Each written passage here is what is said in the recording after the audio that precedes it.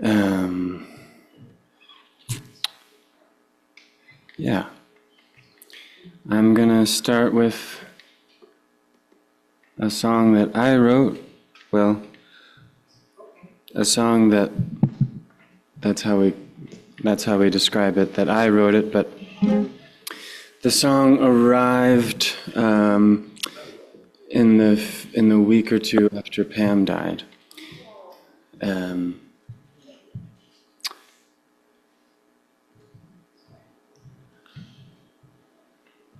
And I'll play it, and maybe you'll see what I mean about I don't know how much I actually wrote it. It's called Carry No Fear.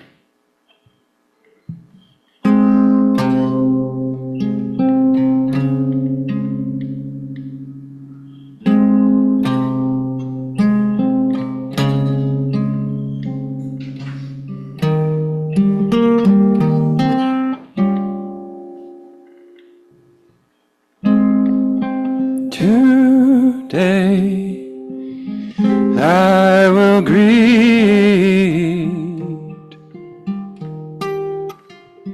all the grace I receive.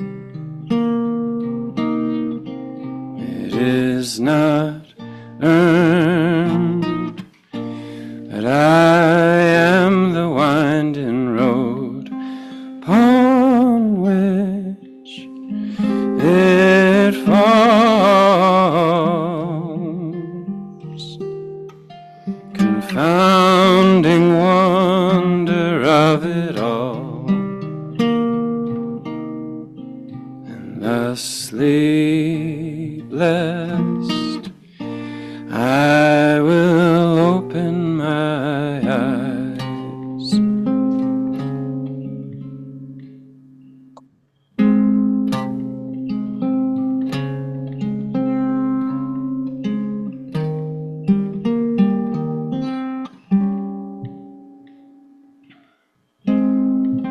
Today I will dawn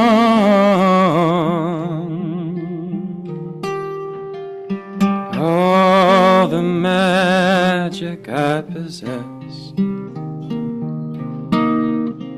It is not mine, but I am the instrument on which it plays,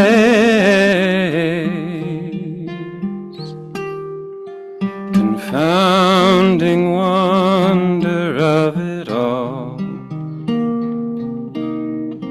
and thusly garbed I will carry no fear.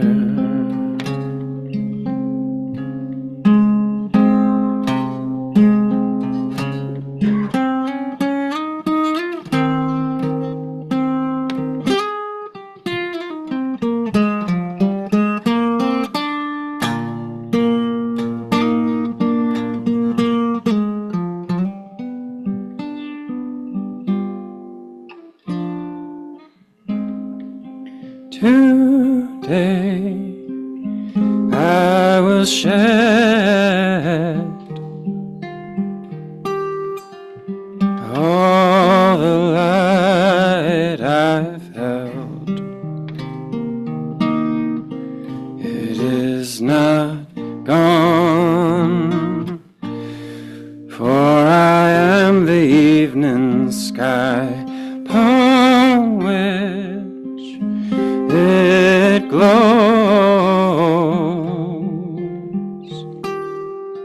confounding wonder of it all, and thusly filled I will bring it back to you.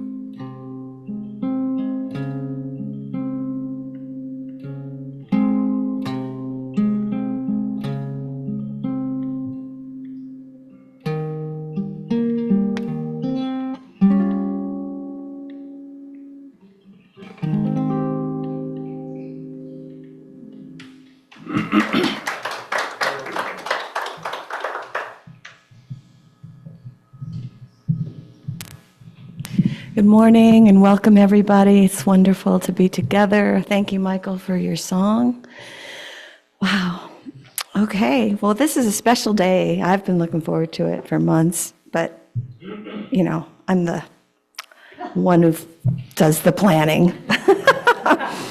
So I want to welcome everybody to Taos United Community Church, where we are all welcome, no matter what we believe, or what we used to believe, what we'll never believe. This house of prayer belongs to all of us, and I'm so happy to see you, everybody, every single buddy here. And we have some treats after church if you'd like to join. We'd love that. We have some announcements today. One is that we're going to have an Ash Wednesday service on Ash Wednesday, which is Wednesday. You're going to get ashes. Yeah. And Sid had offered to bring ashes from her fireplace. We're going to have the real ones, like the ones you get at the Catholic store. We're going to get the ashes, man. And yeah, it's going to be a short and meaningful service.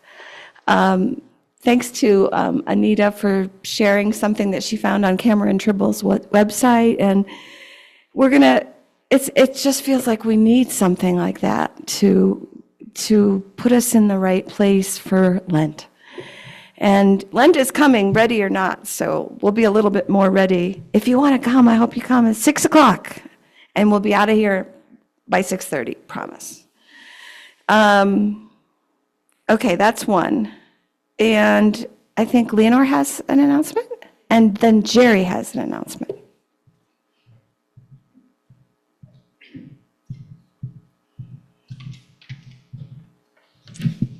I thought I lost this, but I found this. Okay. Another thank you from Dream Tree. You are the light. Thank you. Thank you for your generosity. It touches lives in powerful ways. Recently, there was a fairly good-sized donation given to Dream Tree Nest. Because of you, the adults of our Nest shelter have warm beds, nourishing meals, and caring staff to guide and support them each day. Your support helps keep our doors open and allow us to provide the tools our guests need to begin again with dignity and hope. Thank you for standing with them and believing in a brighter tomorrow. The dignity and hope, dignity, really important. Thank you, Leonore. Jerry.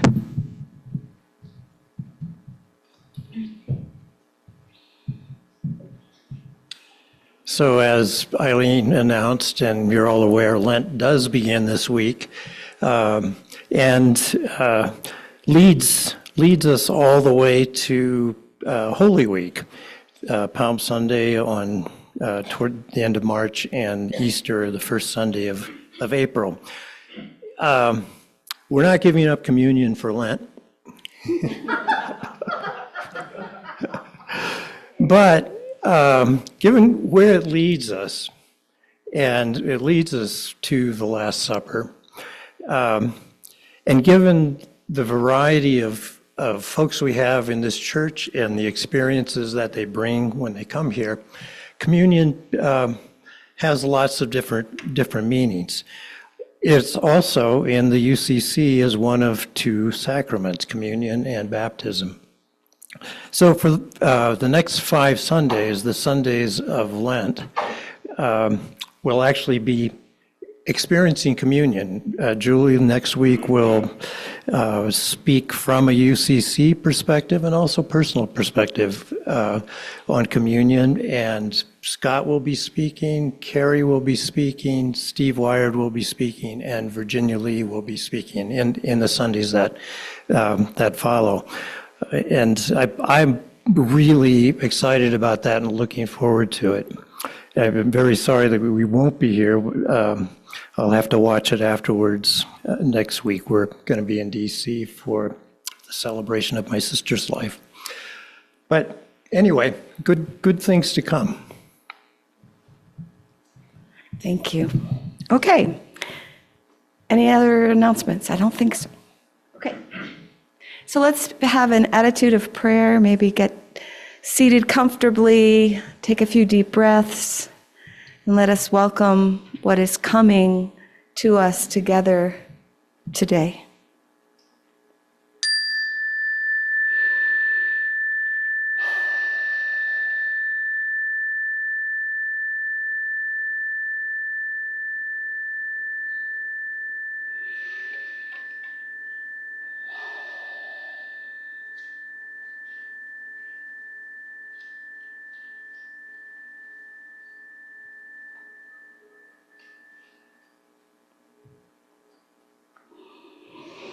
Holy Presence, you meet us in flashes of clarity and long stretches of ordinary life. You reveal light on mountaintops and in the slow work of compassion. When we become distracted by shadows, steady our gaze. When we mistake symbols for substance, teach us where to look. When the world feels dimmed by fear or noise, remind us that light has not left us. Give us the courage to walk back down the mountain, changed. Give us the patience to practice love step by step. Give us eyes to see what endures, even when it is partially hidden. Amen. And as is our custom, we're going to light candles now. And while we light the candles, Michael is going to lead us in hymn number 9, Standing in the Breach.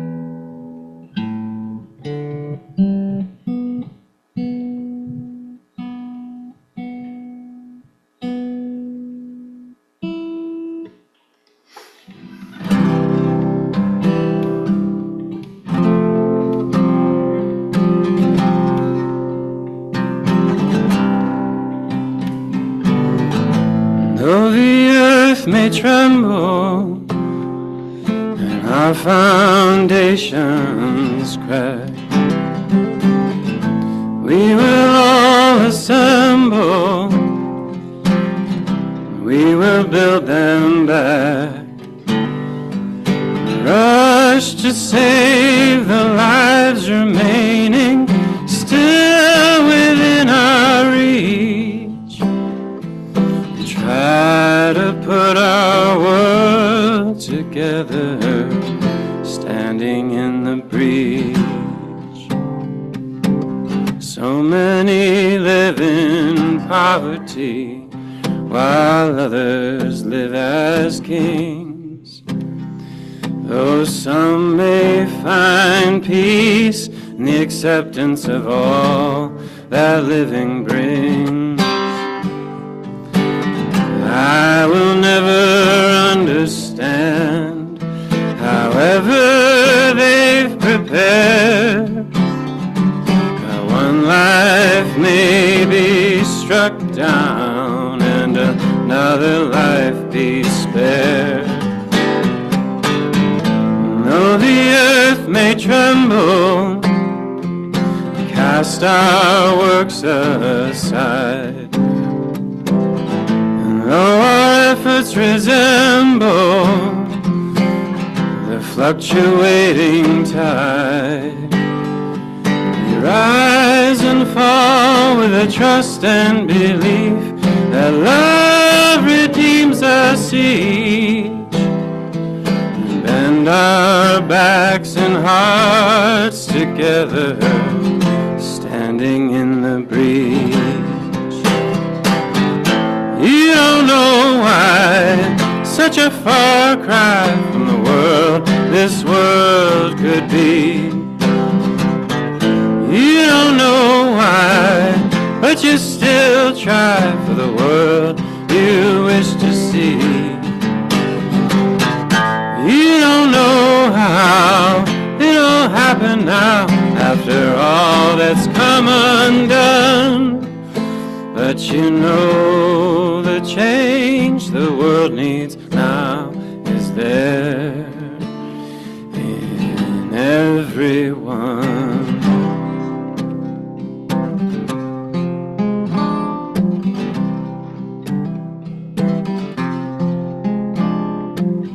The unpaid debts of history, the open wounds of time, the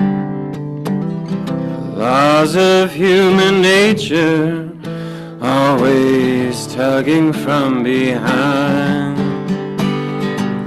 I wanna think that the earth can heal, and people still might learn how to meet this world's true challenges, and that the course we're on could turn. And though the earth may tremble, the oceans pitch and rise, we will all assemble, and we will lift our eyes to the tasks we know that lie before us, and the power our prayers beseech, and cast our souls into the heavens, standing in the breeze. You don't know why such a far cry from the world this world could be. You don't know why, but you still try for the world you wish to see. You don't know how it'll happen now after all that's come undone, but you know the change the world needs now is there in everyone.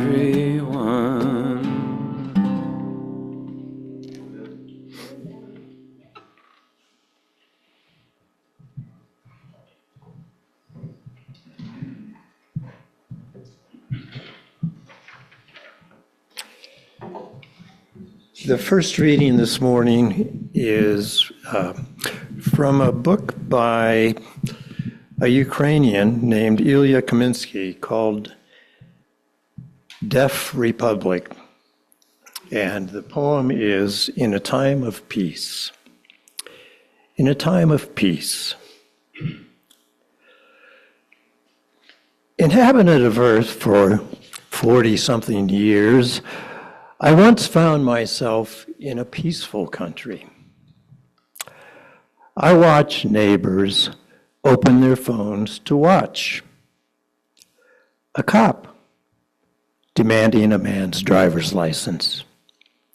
When a man reaches for his wallet, the cop shoots into the car window, shoots.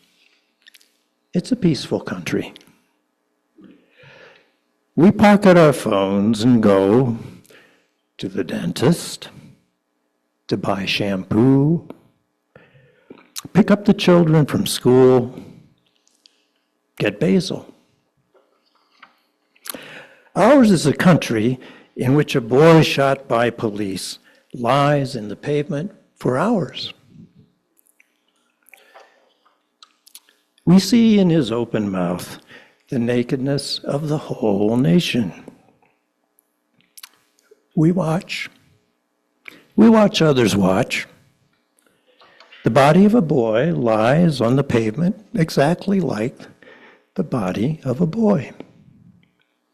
It's a peaceful country. And it clips our citizens' bodies effortlessly, the way the president's wife trims her toenails. All of us still have to do the hard work of dentist appointments, of remembering to make a summer salad, basil, tomatoes. It's a joy, tomatoes. Add a little salt.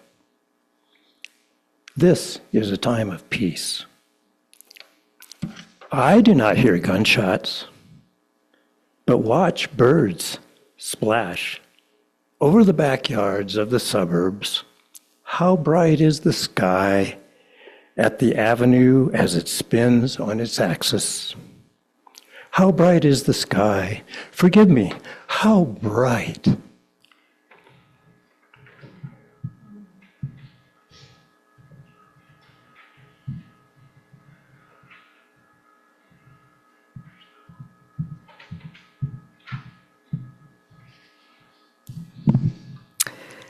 And this poem on self-knowledge is by Khalil Gibran from the Prophet. And a man said, "Speak to us of self-knowledge." And he answered, saying, "Your hearts know in silence the secrets of the days and the nights, but your ears thirst for the sound of your heart's knowledge. You would know in words that which you have always known in thought. You would touch with your fingers the naked body of your dreams.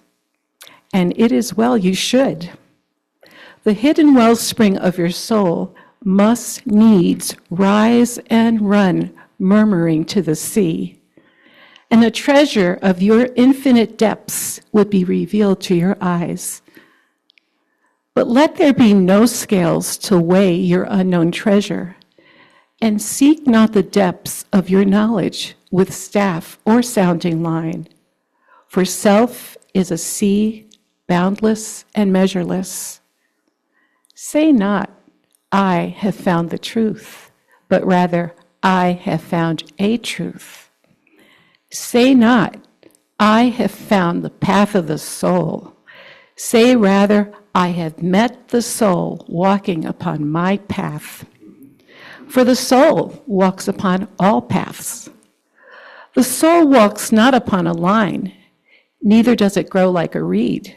The soul unfolds itself like a lotus of countless petals.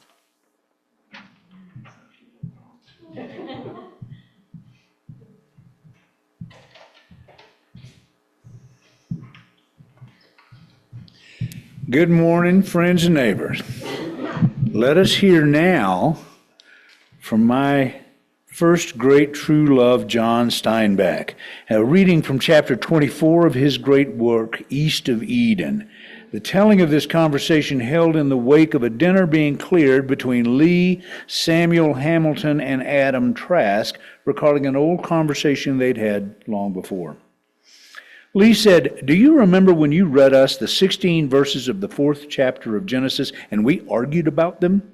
"I do indeed, and that's a long time ago," said Samuel. 10 years nearly, said Lee. "Well, the story bit deeply into me and I went into it word for word. The more I thought about the story, the more profound it became to me. Then I compared the translations we have and they were fairly close. There was only one place that bothered me. The King James Version says this, that when Jehovah has asked Cain why he is angry, Jehovah says, "If thou doest well, shalt thou not be accepted? And thou doest not well, sin lieth at the door. And unto thee shall be his desire, and thou shalt rule over him." It was the "thou shalt" that struck me because it was a promise that Cain would conquer sin. Then I got a copy of the American Standard Bible. It was very new then, and it was different in this passage. It says, "Do thou rule over him." Now, this is very different. This is not a promise, it's an order. And I began to stew about it, and I wondered what the original word of the original writer had been that these very different translations could be made. Lee then went to study Hebrew with 2 rabbis and put the question before 4 venerable Chinese sages for 2 years in order to render their own translation of this part of the Genesis text. Well, they lived deep in Chinatown in San Francisco and were very wise and very sacred. After 2 years, we felt that we could approach your 16 versions of the 4th chapter of Genesis. My old gentleman felt that these words were very important too, thou shalt and do thou. And this was the gold from our mining. Thou mayest rule over sin. Don't you see, Lee cried, the American Standard Version orders men to triumph over sin, and you can call sin ignorance. The King James Version makes a promise that thou shalt, meaning that men will surely triumph over sin.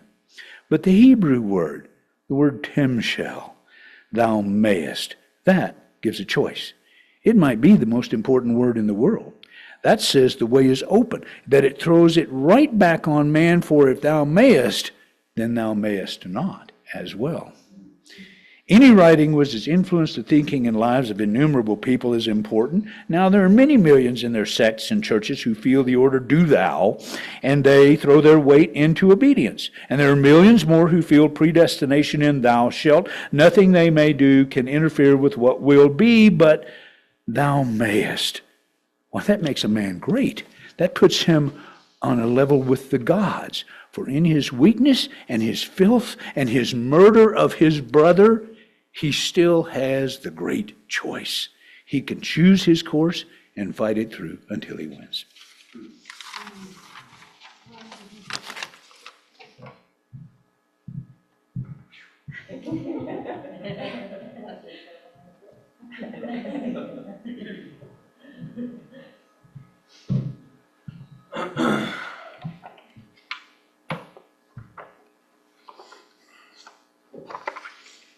You know what I mean? Thank you, Leonore. Thank you, Jerry. Thank you, Lou.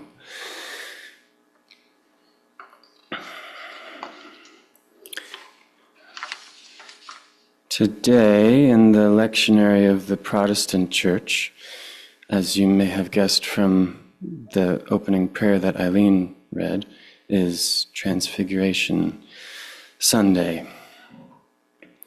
And it's the Sunday where most congregations will hear the reading from the 17th chapter of Matthew, describing the moment known as the Transfiguration, where Jesus walks up into the mountain along with Peter, James, and John, and is transformed before their eyes, his face shining like the sun, and his clothing becomes dazzling white. And perhaps you will recall that Moses and Elijah also make an appearance as part of this vision, as well as a voice speaking from a bright cloud that darkens the hillside around them, saying, "This is my Son, the Beloved, with him I am well pleased. Listen to him." There is much to consider, and there is much to be completely stumped by in those 9 short verses. And for this morning, I would like to offer a few thoughts regarding the moment of transfiguration itself, and leave the appearance of dead prophets and speaking clouds for another time. The New Testament was originally written in Koine Greek, and unfortunately, unlike Lee from Lou's reading of East of Eden, I have not taken the time to decipher the original language used by the original writer in order to come clear with all the sentiments and philosophical underpinnings that they may have intended. But I can inspect the English translation we have come to know and its Latin roots. The English prefix trans comes from the Latin preposition trans, meaning across, over, go beyond, through. And the English meaning of figure, meaning being the visible or tangible form or appearance of anything, coming by way of Old French from the Latin figura, which meant shape, form, quality. Therefore, to transfigure could be understood to mean a moment or process by which the visible or tangible form or appearance of something or someone goes beyond or across the boundaries by which they were previously understood.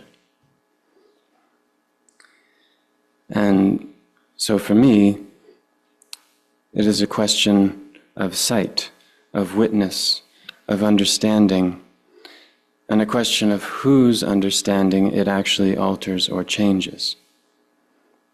If the one appearing to change has already been aware of this ability, of this power, of this desire to cross boundaries, then what is happening, I think, is more of a revealing, a revelation, a statement of power and vulnerability and bravery. More than it is actually a change, it is a revelation. It is a fierce claiming of trust in the invitation to come as you are, whatever the consequences, so as to be true to the song of one's own soul, and, as Leonore read to us from Khalil Gibran, meet the soul already walking on your own path. It is a choice. It is an embracing of the sentiment of Tim Shell. For what more sure besting of sin could one hope for than to deeply align one's own soul with the soul walking along all paths? I am not here today to offer thoughts on a philosophy of sin, other than to say it seems to me that it has something to do with becoming disconnected in spirit and in ego from the miraculous gifts of beauty and abundance, the possibilities for love and compassion so achingly available to us in this world in which we find ourselves. I hope that all of us here have had the experience of being both witness and revealer in some such magical moment of transformation with close friends or loved ones. The moment soul and spirit and reality align with such magnetic energy that that person does literally become radiant before your eyes, and you see them fully, truly, beautifully in everything that they are and can be. It can be a frightening, overwhelming thing to actually step into that truth, to be really seen in that light. However magnificent it might be, it is also so vulnerable. As we know, the powers that be in this world for such a long time, and in so many different senses of the word, have been against those who cross boundaries, go beyond conventional approved understandings of things, be they physical, emotional, spiritual.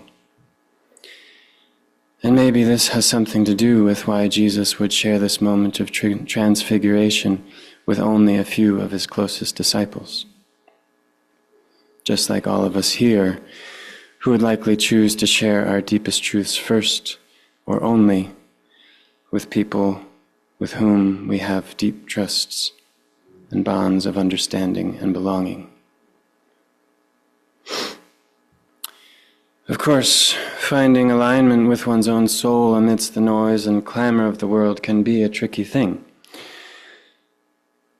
Well, I try my best to be just like I am. Everybody wants you to be just like them, as Bob Dylan once wrote. What does it mean? What does it look like to find that path, and then more so to choose it once found? I am still figuring this out myself, and probably always will be, and that's okay. That's good. I'd like to share another short story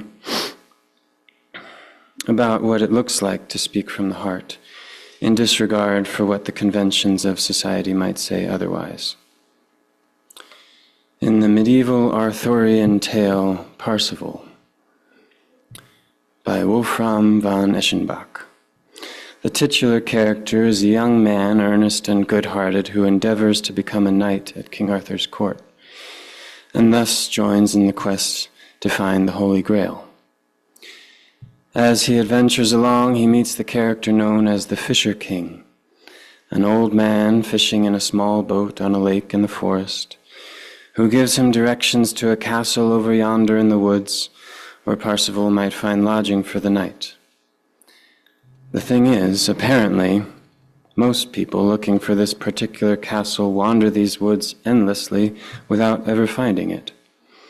For this is the Grail Castle, hidden away in the wasteland and found only by those possessed of a certain purity of soul. And the old man, the Fisher King, is in fact Anfortas, Grail King, Lord of the Grail Castle and Keeper of the Grail itself. Upon being welcomed into the castle, Parsifal is presented with a banquet, and Anfortas is carried in on a litter, because in fact, the king is mortally wounded from a past battle, though his wound is hidden, and it is by his proximity to the Grail that he is kept alive. In his heart, Parsifal is moved by compassion to ask the king what ails him. But he stops himself from doing so because in his knightly training he was taught that it is unchivalrous to ask too many questions, especially about potentially sensitive matters. And this is how stories go, this is how myths go, but little does he know that asking this very question is what would heal Anfortas, and what would heal the surrounding wasteland, which is in such a state because of the unhealed condition of the king.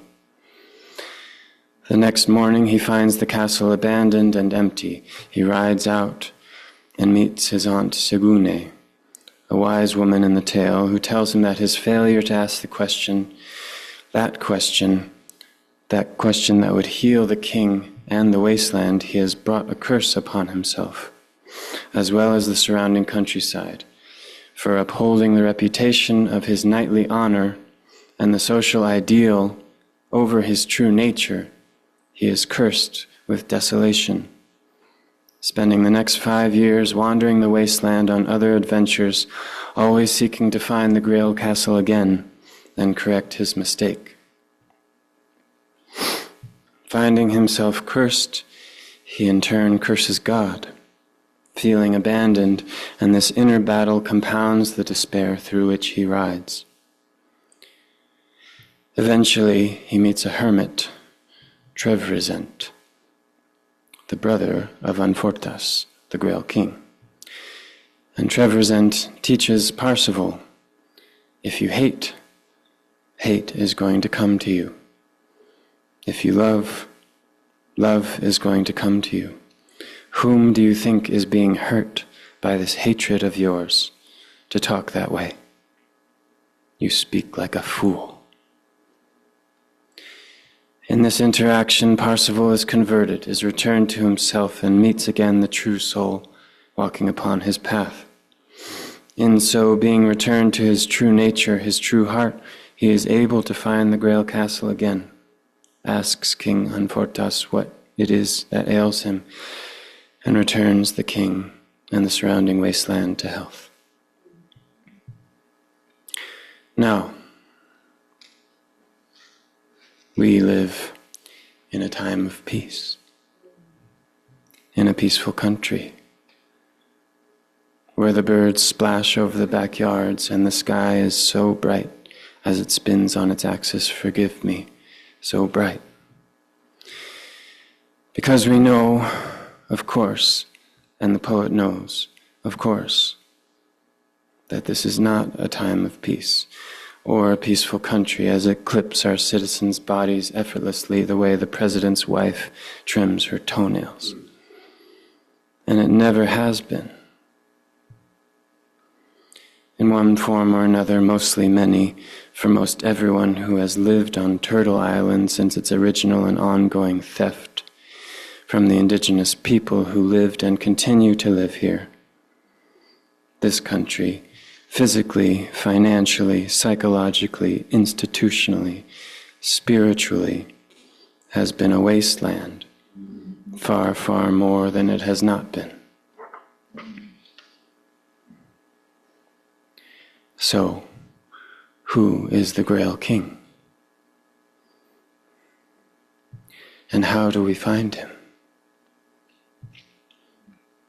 And what are the right words to ask him when we meet in order to heal him and ourselves and this land? In the story of Parsifal, the wasteland is initiated, the reality of the wasteland is initiated with the wounding. And so, in our story, here, now, the character to ask is whoever's hurt was either the cause or has been the perpetuation of the wasteland, this wasteland, our wasteland, which is all of us.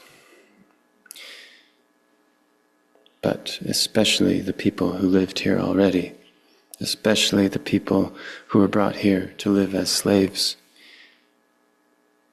but also the people who upheld the system of slavery, especially the children, the women, the people looking for a better situation than their country of origin, the poor, the wealthy, the homeless, the disabled, the queer. All have been harmed in this fragmented, rapacious, uncompassionate state in which we live. We see in his open mouth the nakedness of the whole nation. And yet, there is a choice. There is always a choice. In his weakness and his filth and his murder of his brother, he has still the great choice. There is always a choice, and there is always more to say. But for now, I will say that my prayer is that we as a people, as a giant community, may choose to embrace each other, to embrace ourselves, to inquire about each other's suffering and do what we can to heal it, to not look away, to lift each other up, to find the sacred radiance in each other, to let others see our own. And long live those who in the story of this country have stepped into the light with their particular soul radiance to give us a vision of light on a mountainside, to try to guide us where we might as a collective meet the soul walking alongside us, especially those who were killed for transgressing the acceptable boundaries of control and order. It is February, Black History Month, and so I name Martin Luther King Jr., Fred Hampton, Marsha P. Jackson, along with many others. I believe in the potential for good and for love in the human heart, and I believe in humanity's creativity and imagination and bravery to shed the calcified shells that keep that love and that goodness from blossoming out into the world like a many-petaled lotus. And now I would like to read a very brief poem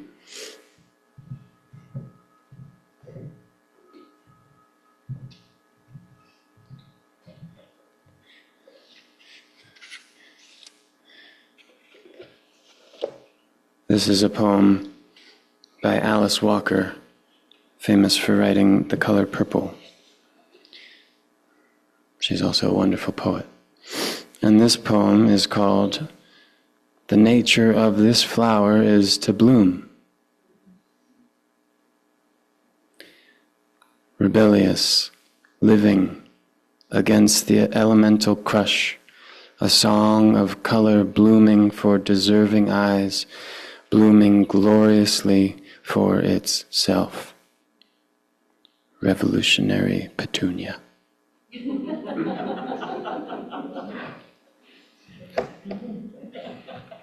You know what I mean?